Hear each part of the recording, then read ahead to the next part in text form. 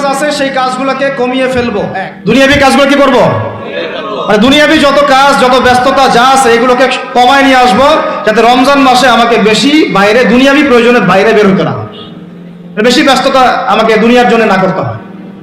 মনে করেন যে আপনি চাইলে এখন যদি সামর্থ্য থাকে রমাদান এবং ঈদের বাজার করে রাখতে পারেন, কারণ লাইলাতুল কদর নষ্ট করে ঈদের বাজার, আর রমজানের অনেক রুহানিয়াত নষ্ট করে দেয় দুনিয়াবি বাজার ঘাট, তাই না? সবার সামর্থ্য হয় না, সবার সামর্থ্য হয় না, কিন্তু বড় বড় যে বিষয়গুলো আছে, বড় বড় খাবার, মৌলিক খাবার, এগুলো আপনি 2 মাসের জন্য বাসায় রাখতে পারেন যদি সামর্থ্য থাকে। সামর্থ্য নাই তাহলে সেটা আলাদা বিষয়। মোট কথা এটা শুধু একটা বিষয় বোঝাচ্ছি না, দুনিয়াবি যত ব্যস্ততা এগুলোকে কমায় রমাদানের জন্য প্রিপারেশন নিতে হবে। আল্লাহ পাক আমাদেরকে সবাইকে রমাদানের জন্য প্রিপারেশন নেওয়ার তৌফিক দান করেন। এটা হলো মনস্তাত্ত্বিক প্রিপারেশন, যে রমাদান আসতেছে, আমি শাবান মাসেই আমি আমার কাজগুলো গোছাই নিব, যাতে রমজানে আমি ফারেক থাকি ইবাদতের জন্য। বুদ্ধিমানের কাজ না এটা? আল্লাহ পাক তৌফিক দান করেন, আমিন। 2 নম্বর হচ্ছে ভাই, রমাজানের আমরা সবাই 30টা সওম রাখবো বলে নিয়াত করি, আল্লাহ পাক তৌফিক দান করেন, আমিন। কিন্তু এখানে একটা কথা, 2 নম্বরটা হচ্ছে রোজা রাখার মতো রোজা রাখতে হবে। কি বললাম বলেন? রোজা রাখার মতো রাখতে হবে। এটা কেন বললাম, কেন বললেন ভাই? উত্তর দিচ্ছিস। উপোস থাকা, না খেয়ে থাকা আর সওম রাখা এক জিনিস নয়। পানি ছেড়ে দেওয়া, খাবার ছেড়ে দেওয়া আর ইসলামী সওম এক জিনিস নয়। অনেক ধর্মের মানুষ খাবার পানি ছেড়ে দিয়ে থাকে, উপাস থাকে, থাকে না? হাদিসের মধ্যে নবীজি বলেছেন যে ব্যক্তি রোজা রেখে অন্যায় কাজ ছাড়তে পারলো না, মানে আল্লাহর মাসিয়াত ছাড়তে পারলো না, এই যে কাবায়ের ফাওয়াহিশ এগুলো ছাড়তে পারলো না, অশ্লীলতা ছাড়তে পারলো না, মিথ্যা ছাড়তে পারলো না, বেহায়াপনা ছাড়তে পারলো না, তার না খেয়ে থাকায়, পানি না পান করায় আল্লাহর কিচ্ছু যায় আসে না। আর রোজার বিষয় বুঝলাম। রোজা কাকে বলে ভাই? মানে রোজা মানে হচ্ছে আমি আল্লাহ পাকের সমস্ত নিষেধ ছেড়ে দিব। কি করব? আল্লাহর সমস্ত নিষেধ। রোজা থেকেছি, পানি খাচ্ছি না, খাবার খাচ্ছি না, কার ভয়ে? গোসল করার সময় 1 ঢোক পানি খেলে কে দেখবে? এই চেতনা তখন কাজ করে, তখন কাজ করে না? চুপ করে 1 লোকমা ভাত খেলে কে দেখবে? কেউ দেখবে? আল্লাহ ছাড়া কেউ দেখবে? কেউ দেখবে না। তারপর আপনি খান না কেন? আপনি খান না কেন? কারণ আপনি অনুভব করেন যে আল্লাহ পাক আমাকে দেখছেন। এটাই হলো ইহসান। এটার নাম কি? ইহসান। এটাই বলা হচ্ছে হাদিসে জিবরিলের মধ্যে, আনতা আবুদুল্লাহ কাআন্নাকা তারাহ, তুমি এমন ভাবে আল্লাহর ইবাদত করো যেন তুমি আল্লাহকে দেখতে পাচ্ছ। ওয়া ইল্লাম তাকুন তারাহু, তুমি যদি আল্লাহকে দেখতে না পারো, জেনে রাখো ফাইন্নাহু ইয়ারাক, আল্লাহ পাক তোমাকে দেখছেন। এটাকে বলে আল্লাহ কনসিয়াসনেস বা ইহসান বা তাকওয়া। আর তাকওয়া হাহুনা, তাকওয়া কোথায়? এখানে। আপনি সওমের আয়াতটা পড়েন, কুতিবা আলাইকুমুস সিয়াম কামা কুতিবা আলাল লাযিনা মিন ক্বাবলিকুম লাআল্লাকুম কি তাত্তাকুন, তোমাদের উপর সওমকে ফরজ করা হয়েছে ঠিক যেমন করে আগের উম্মতদের উপরেও করা হয়েছিল। উদ্দেশ্য হচ্ছে লাআল্লাকুম তাত্তাকুন, যাতে করে তোমরা তাকওয়া অবলম্বন করতে পারো। তাকওয়া মানে আল্লাহ কনসিয়াসনেস, এই যে আমি খাচ্ছি না, পান করতেছি না, আমি বিশ্বাস করি আল্লাহ আমাকে দেখতেছেন, এই তো। তো সেই বান্দা কেমন করে রমজান চলে গেলেই বেনামাজি থাকতে পারে? রমজান চলে গেলে কি আল্লাহ তাকে আর দেখে না? সেই বান্দা কিভাবে সুদ খায়, তখন কি আল্লাহ তাকে দেখে না? সেই বান্দা, একই বান্দা কিভাবে জেনা করতে পারে? মেয়েকে নিয়ে কেমন করে বাইকে ঘুরতে পারে? কেমন করে গায়রা মাহরামের সাথে আমরা ইয়ে করতে পারি, ফ্রি মিক্সিং করতে পারি? কেমন করে সে জুয়া খেলতে পারে? কেমন করে সে মাদক খাইতে পারে? কেমন করে সে আল্লাহ দ্রোহী আইন বাস্তবায়ন করতে পারে? যদি সে এই চেতনা থাকে যে আল্লাহ আমাকে দেখছেন। এই চেতনাটাকে বদ্ধমূল করার জন্যই রমাজান আসে। বলেন সুবহানাল্লাহ। আমি বুঝাতে পারলাম রোজা রাখার উদ্দেশ্যটা কি? ওই জিনিসটাকেই আমাদের ভিতরে ইনস্টল করাই হলো উদ্দেশ্য। লাআল্লাকুম, অবশ্যই বলেন লাআল্লাকুম তাত্তাকুন। তাকওয়া কি কিনতে পাওয়া যায় বাজারে? এই যে আল্লাহ পাক আমাকে দেখছেন, আমি খাবো না, আল্লাহ আমাকে দেখছেন, আমি পান করতে পারবো না, আমার রেস্ট্রিকশন আছে, পিপাসায় গলা ফেটে যাচ্ছে একেবারে রোদের মধ্যে, তাও খাচ্ছি না, কেন? কার ভয়ে? ওইটাই জীবনের সব ক্ষেত্রে বাস্তবায়ন করার জন্যই রমজান আসে। বুঝতে পারি না কেন? ওই চেতনাটাই, একই চেতনাটাই জীবনের সবগুলো কাজে বাস্তবায়ন করার জন্য কি আসে? রমাদানের 6 মাস। আমরা শুধু রোজার ফজিলত নিয়ে বয়ান করি, রোজা রাখলে 70 গুণ নাকি হবে না, 70 গুণ হবে, 700 গুণ বাড়াই দিবে। মূল কথা ফজিলত তো ফজিলত পাবোই, মূল কথা এইটা, তাকেও অবলম্বন করতে হবে। আল্লাহ পাক আমাদেরকে তৌফিক দান করেন। কটা বলছি বলেন ভাই? 2টা মনে থাকবে। 1, দুনিয়াবি কাজ কমায় ফেলা। 2, কি রোজা রাখার মতো রাখা। 3 নম্বর হচ্ছে, এটা আমার নিজস্ব একটা পরামর্শ আর কি।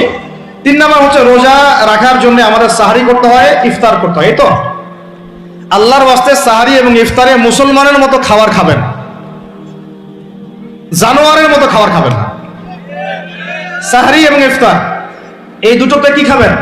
মুসলমানের মুমিনের মতো খাবার খাবেন, জানোয়ারের মতো খাবার খাবেন না। আল্লাহ পাক বোঝার তৌফিক দান করেন। মানে আমরা কিন্তু সাহারিতে কি করি জানেন? 7 পেট খাই। কয় পেট?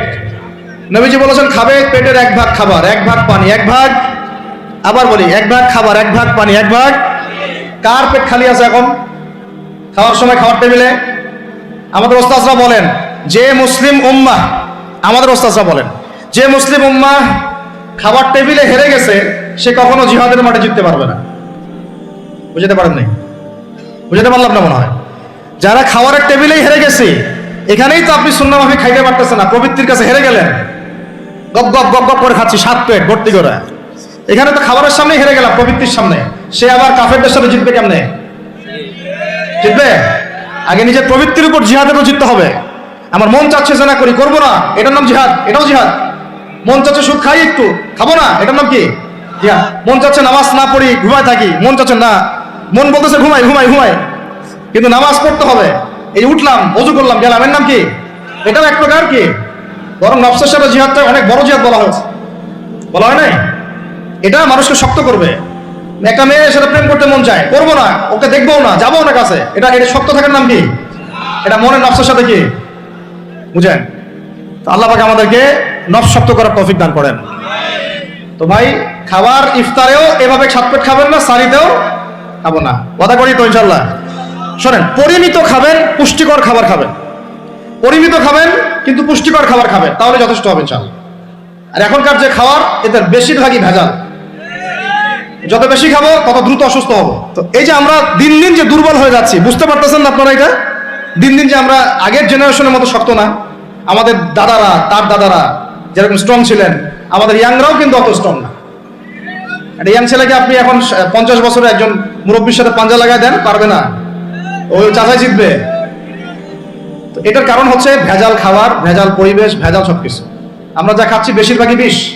আর আল্লাহর কসম এগুলো মনিটর করার দায়িত্ব সরকারের, এগুলো মনিটর করার দায়িত্ব প্রশাসনের। এদেরকে মোবাইল কোর্টের আওতায় নিয়ে এসে একদম 1 বছরের জন্য ঢুকাইতে ভিতরে।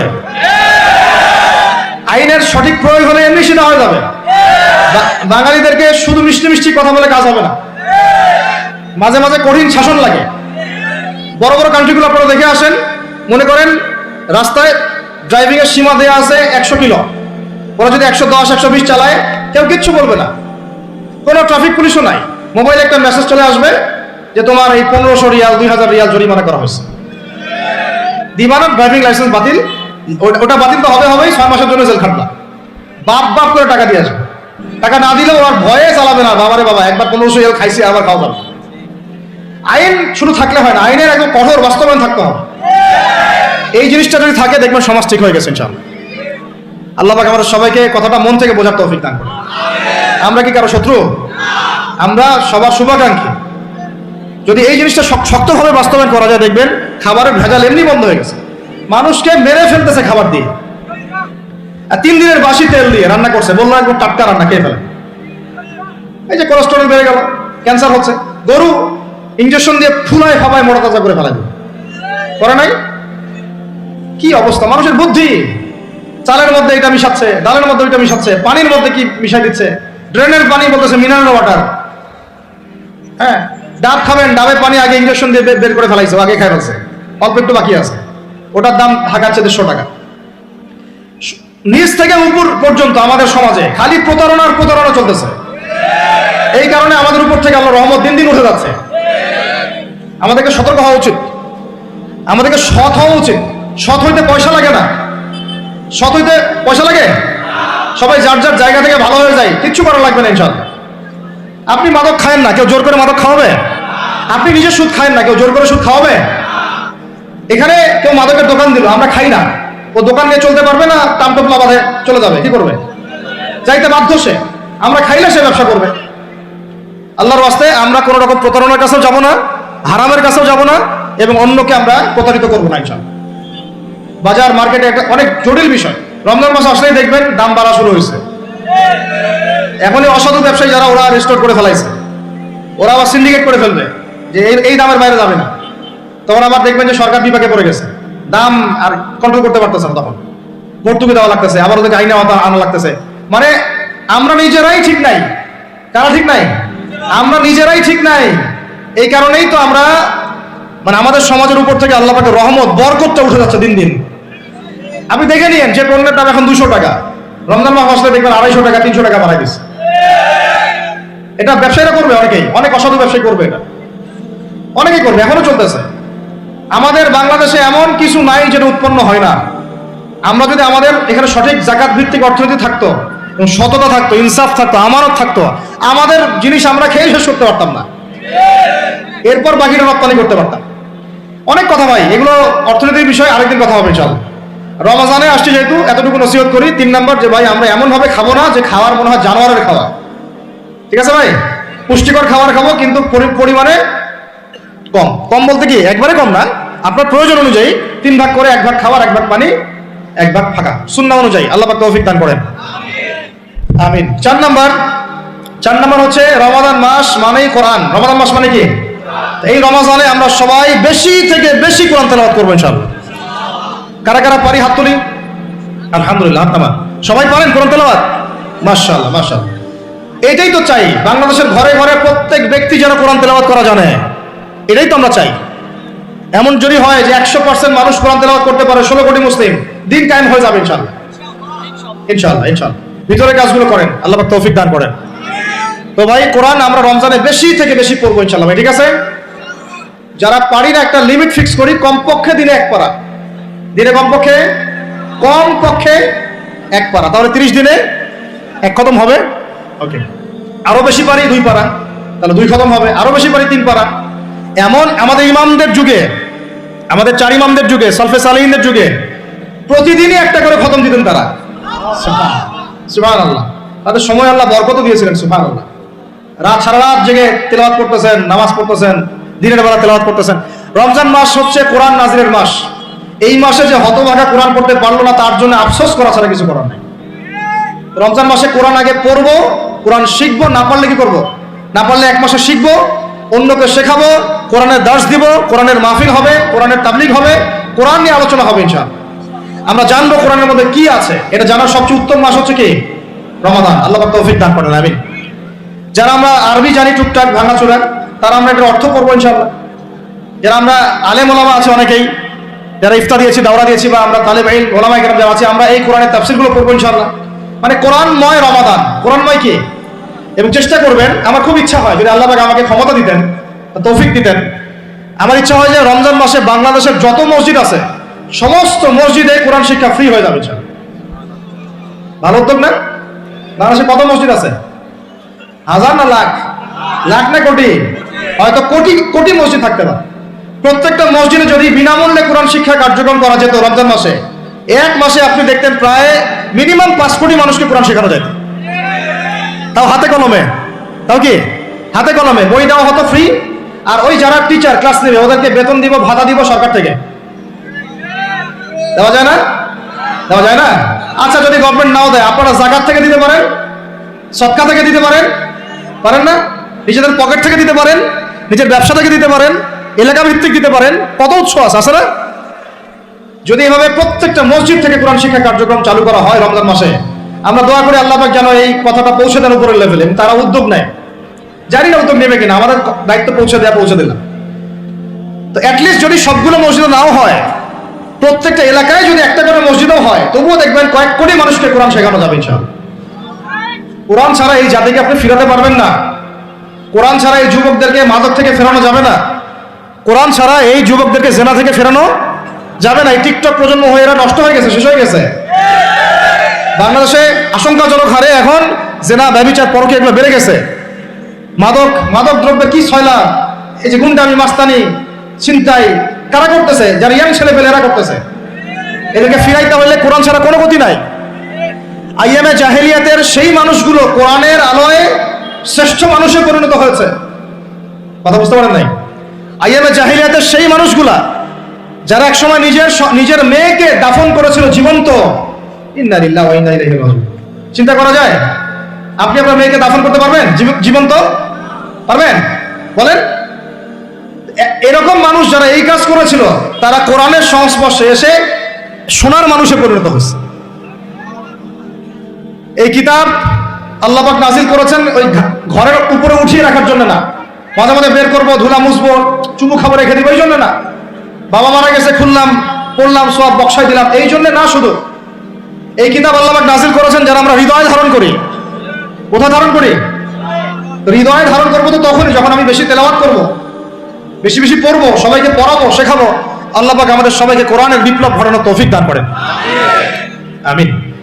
তো প্রিয় ভাইরা, 4 নম্বর কাজ, কোরআন শিখবো, পড়বো, শেখাবো, দার্স দিব, কোরআনের একদম বিপ্লব। রমজান মাসে ইনশাআল্লাহ কোরআনময় রমাদান হবে ইনশাআল্লাহ। রমজান মাসে অন্য কোনো বইও পড়ার দরকার নেই, প্রয়োজনে কোরআন পড়েন, হাদিস পড়েন আর কোরআন পড়েন। কোরআন এবং হাদিস, অন্য কোনো বই, বিষয়ভিত্তিক বই পড়ার দরকার নাই। আর অ্যাটলিস্ট 1 মাস আপনি না পড়েন। এরপরে আসি 5 নাম্বার, একটু বড় হয়ে যাচ্ছে যদিও, আমি সংক্ষিপ্ত করে বোঝাচ্ছি, শোনেন। 5 নাম্বার হচ্ছে রমাদান মাসে, একটু ধৈর্য ধরেন। রমাদান মাসে আমরা ফরজ ইবাদত গুলোকে সর্বোচ্চ গুরুত্ব দিব ইনশাআল্লাহ। যেমন সবার আগে কি? সালাত। এই একটাই বল, সালাত। সালাত নাই, ইসলাম নাই। সালাত নাই, সে ব্যক্তি মুসলিম না। সোজা কথা শোনেন, সালাত অস্বীকার করে সে ব্যক্তি মুসলিম না। নবীজি বলছেন, মান তারাকা সালাতান মুতাআম্মিদান ফাকাদ কাফারা। কেউ যদি ইচ্ছা করে সালাতকে অস্বীকার করে, ছেড়ে দেয়, সে ব্যক্তি কি হয়? কাফারা, কুফরি করে। সালাত না পড়ার কারণে ইমামগণ বলেছেন তাকে মুসলমানদের কবরস্থানে দাফনও করবে না। কোন কোন ইমাম বলেছেন তাকে জানাজাও দিবা না। কোন কোন ইমাম বলেছেন তাকে জেলখানায় বন্দী করে রাখবা। কোন কোন ইমাম বলেছেন তাকে মৃত্যুদণ্ডের শাস্তি দিবা। আমি এমনি বলতেছি না, ইমামদের কওলগুলো পড়ে দেখেন। নামাজ না পড়াটা যেমন তেমন পাপ না তো, ইচ্ছা হইলে পড়লাম, ইচ্ছা হইলে পড়লাম না, এমন না। যারা নামাজি তারাও যদি নামাজে সচেতন না হয়, তাদের জন্যও শাস্তি আছে, নাউযুবিল্লাহ। ফাওয়াইলুল লিল মুসাল্লিন আল্লাযীনা হুম আন সালাতিহিম সাহুন আল্লাযীনা হুম ইউরাউনা ওয়া ইয়ামনাউনাল মাউন। এখানে বলা হচ্ছে মুসল্লিদের জন্য দুর্ভোগ, যে মুসল্লিরা নামাজ সম্পর্কে গাফেল, উদাসীন। আবার যারা মানুষকে দেখানোর জন্য নামাজ পড়ে এবং এই যে ছোটখাটো সাহায্য করতে অস্বীকৃতি জানায়, সূরা মাউন পড়েন। তাহলে মুসল্লিদের জন্য গাফেলতির যদি শাস্তি হয়, তাহলে যারা পড়ে না ওদের কি হবে বলেন? ওই যে ওই সূরাটা কি জানি নাম, মুজাম্মিল না মুদ্দাসসির, হাফেজে কোরআন কি আছে, মা সালাকাকুম ফি সাকার। জাহান্নামে যখন ঢুকানো হবে, এই ফেরেশতারা জিজ্ঞাসা করবে, কিসে তোমাদেরকে জাহান্নামে নিয়ে আসলো, কি পাপ করছিলা? তারা বলবে, তখন তারা বলবে ক্বালু, তারা বলবে, জাহান্নামীরা বলবে, লাম নাকু মিনাল মুসাল্লিন। কি বলবে তারা? লাম নাকু মিনাল মুসাল্লিন, আমরা মুসল্লি ছিলাম না, আমরা নামাজ পড়তাম না। তাহলে বেনামাজির পরিণতি কি বলেন? জাহান্নাম। ওয়ালাম নাকু নুতঈমুল মিসকিন, আর আমরা মিসকিনদেরকে খাবার দিতাম না। সুবহানাল্লাহ। আল্লাহ পাক আমাদেরকে সালাত আদায় করার তৌফিক দান করেন। রমাদান মাসে শক্ত করে নামাজ ধরবেন ইনশাআল্লাহ, আল্লাহ পাক তৌফিক দান করেন। 5 ওয়াক্ত নামাজ চেষ্টা করব জামাতে পড়ার জন্য। যদি জামাত ছুটেও যায়, তাও পরে জামাত করে নেবেন। সেটাও না পড়েন, অ্যাটলিস্ট বাসায় পড়বেন। রাজি আছেন? এখন কথা হচ্ছে যে নামাজের সাথে আরো অনেক ফরজ আছে না? যেমন পর্দা কি ফরজ না? ফরজ না? যাকাত ফরজ না? ফরজ না? তারপরে আল্লাহ পাকের আনুগত্য করা, এটা ফরজ না? ফরজ না? রাসূলের আনুগত্য, তাওহীদ ফরজ না? সুন্নাত? এই জিনিসগুলো, ফরজগুলোকে শক্ত করে ধরবো।